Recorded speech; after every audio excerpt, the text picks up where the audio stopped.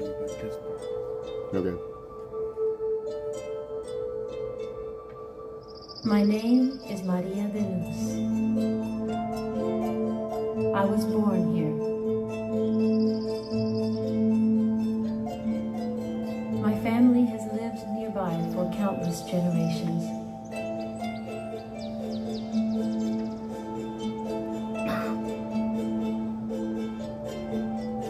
I find myself drawn to these missions by something I can't quite explain. It's like the sound of 1,000 voices in my soul. This is hallowed ground.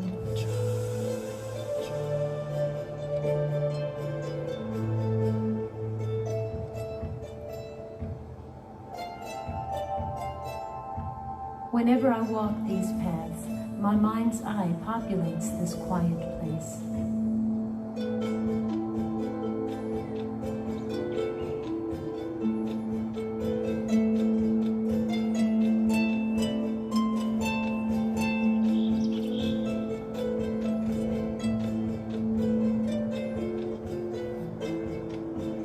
Outside the stone walls, water still flows in the acequias after 250 years. I imagine them plowing the labores, planting corn and beans and sugarcane.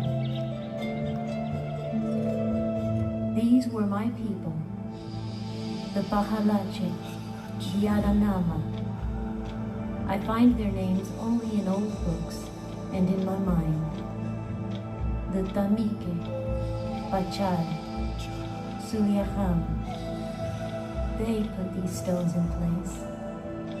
Haunay, Pantaya, Arbadao, Gatuhan.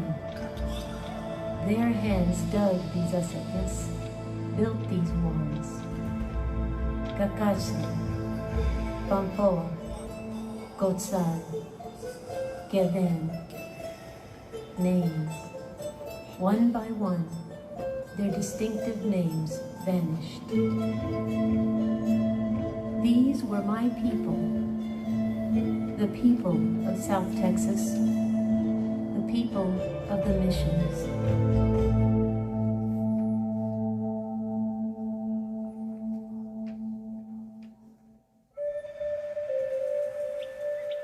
For 10,000 years, the vast region now known as South Texas was inhabited by indigenous people intimately acquainted with their environment.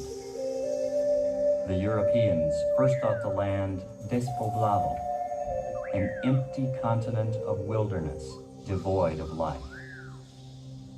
But South Texas was alive with hundreds of small, independent Indian bands speaking several distinct languages, each with its own gods, traditions, and ingenious methods of survival.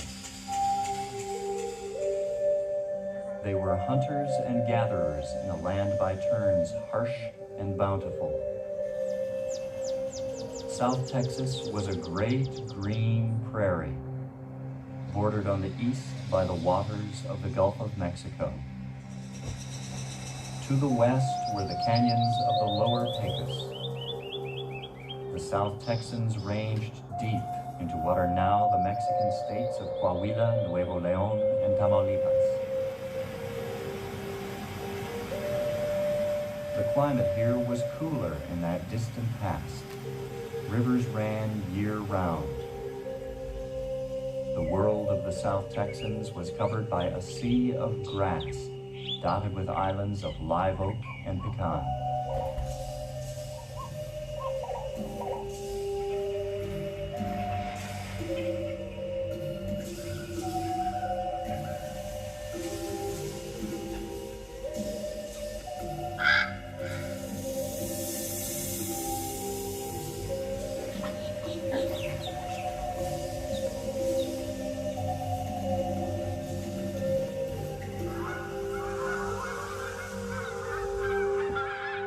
To survive, the nomadic South Texans knew well the seasons of the land and the movement of the stars.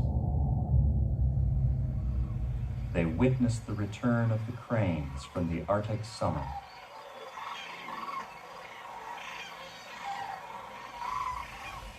They studied the habits of the deer.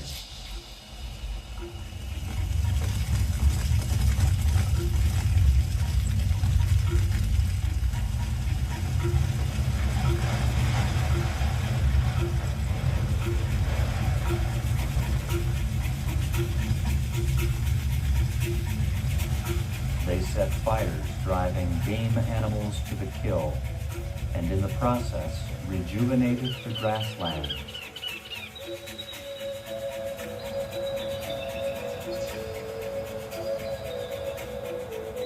Like most hunter-gatherers, they left few signs of their material world. Evidence of their lifeway is faint, but it speaks across time.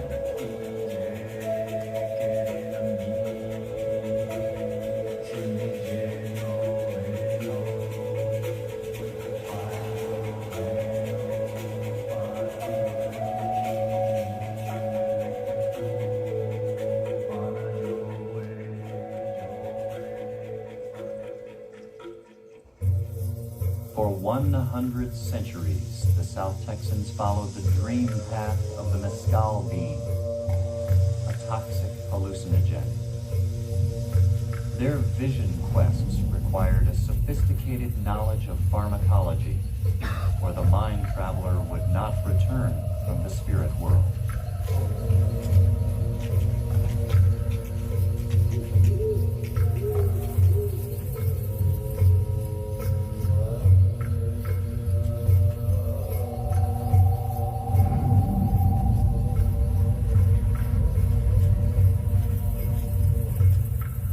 Many independent bands of South Texas had no complex political union, and they waged frequent warfare over prime hunting interests.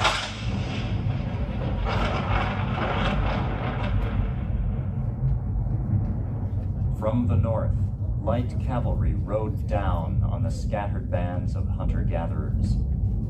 These cohesive raiders were moving south on Spanish horses, drawn by the settlements and haciendas of Coahuila. The South Texans lay in their path and were no match for the implacable Lipan Apaches.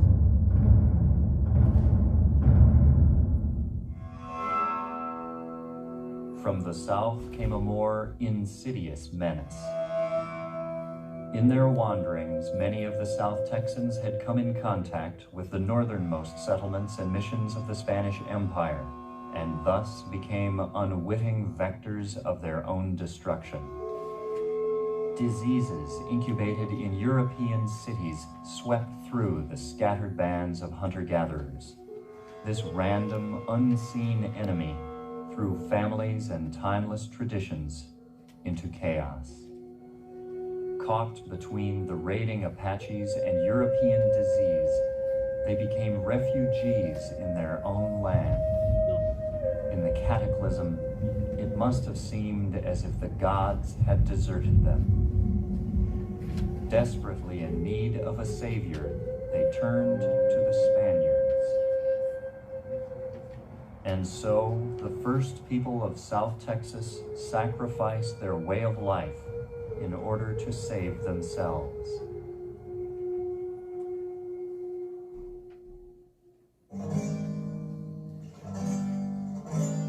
In their new world, the former hunter-gatherers were expected to pledge fealty to a viceroy and a king as remote and mysterious as their new god.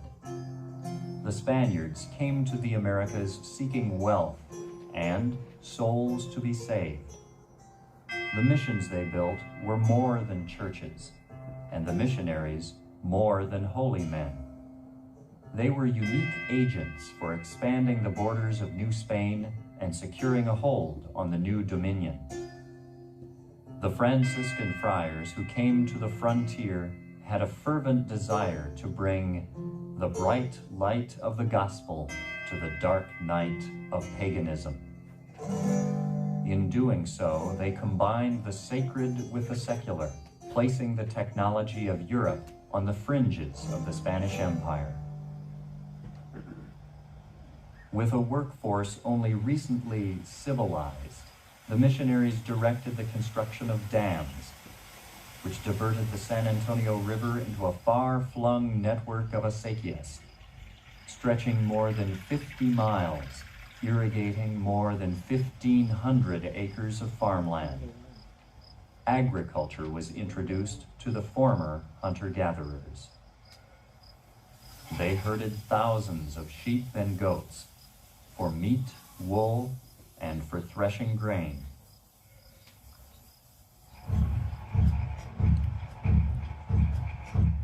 The missionaries designed sophisticated grist mills with horizontal turbines powered by diverted acequia water. They taught the neophytes to weave cotton and wool into cloth as fine as that of Mexico. Alabado y ensalzado, sal de vino, sacramento. They taught a new language for speech, Spanish, and an ancient one, Latin, for worship.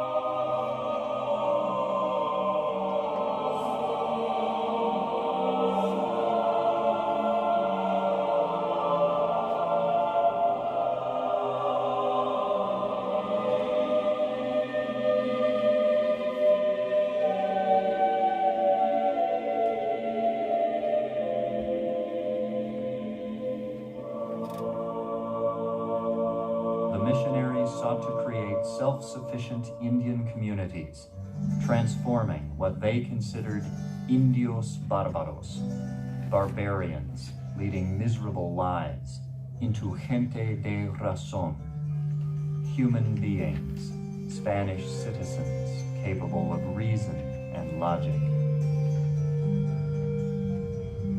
It was the ultimate act of creation. The friars wiped out the past and impressed upon the disparate bands of Indians a new culture. The hunter-gatherers became farmers, shepherds, weavers, stonemasons, blacksmiths, soldiers, and church builders. To an impossibly remote setting, the missionaries imported master masons to design churches of serene beauty.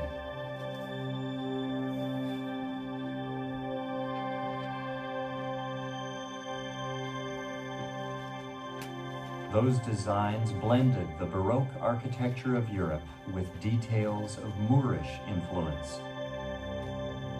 But it was the mission Indians of Texas who constructed the churches and painted them in startling, vivid colors.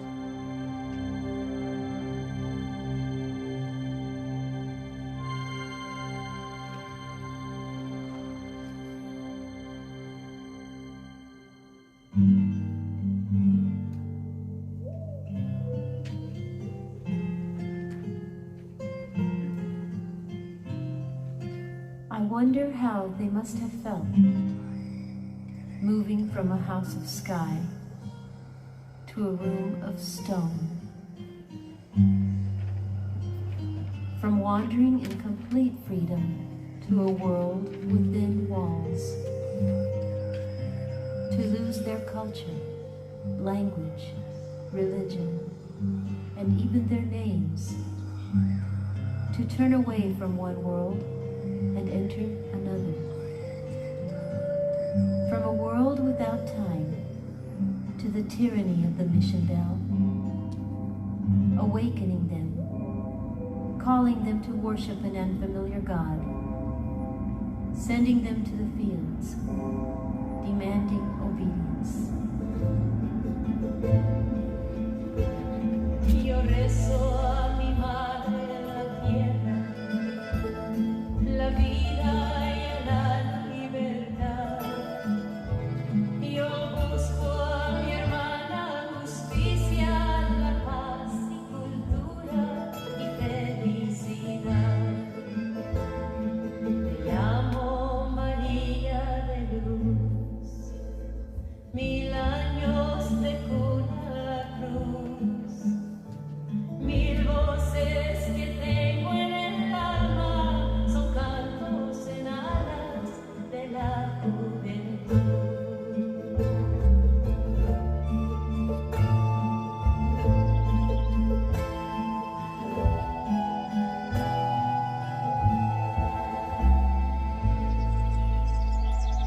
was not an idyllic existence. After 10 years, nearly 70% of the mission Indians had died, victims of the same European epidemics that had driven them to enter the missions. Birth rates never kept pace with death. The missions depended on converts, sometimes sending military recruiting parties as far away as the Rio Grande to gather new Indians from the wilderness. And the wilderness maintained its hold on the Christian Indians. To the distress of the friars, the converts took their mission vows lightly and frequently fled to the spirit world to celebrate mitotes, ceremonial dances the missionaries considered demonic superstition.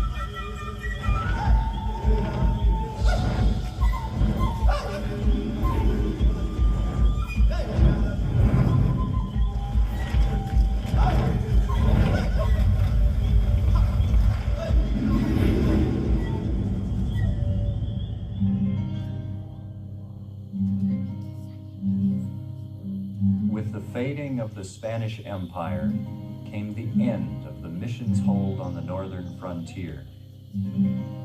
After 80 years of life, they slipped into oblivion, but the missions did not die.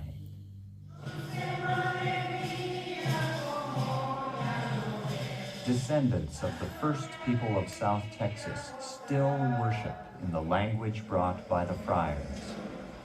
Porque esto es mi cuerpo que se entrega por ustedes. The religion introduced by the missionaries 3 centuries ago is integral to the culture of South Texas. Bendito sea el Señor Dios del universo por este vino, fruto de la vida y trabajo del hombre y de la mujer que hoy presentamos. The Indian goddess Tonantzin from the hill of Tepeyac was embraced by Catholic New Spain as the Virgin of Guadalupe. The acequias still bring water to gardens and fields on some of the same labores of mission times. A Texas icon, the cowboy, owes much to the first cowboys of Texas. The earliest ranching operations in Texas were the mission herds, tens of thousands of free-ranging cattle which were rounded up and branded by mission Indians. Their descendants, skilled vaqueros, are still hard at work.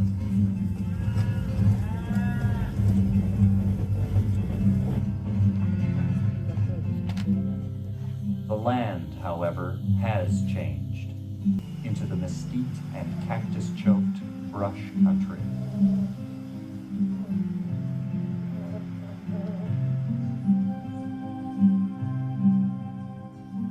The greatest achievement of the missions is not the buildings, eternal and abiding though they are.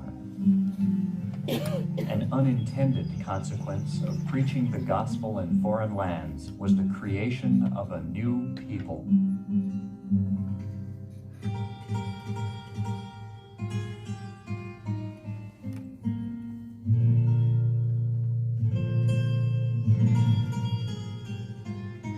From the initial joining of Spain with the first South Texans came the faint beginnings of what would become Tejano, an interlacing of cultures and people found only in South Texas.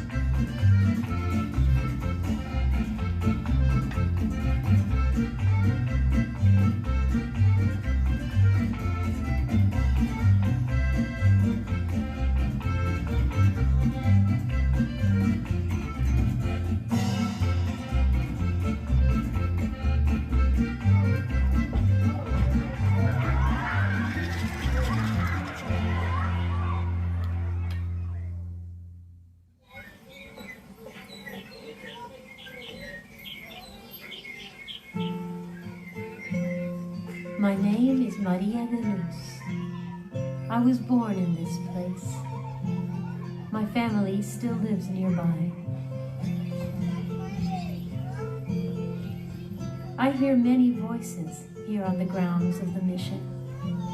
And I ask my daughter, what do you think happened to the mission Indians? She says, oh, Mama, they all died. Then I tell her to go look in the mirror.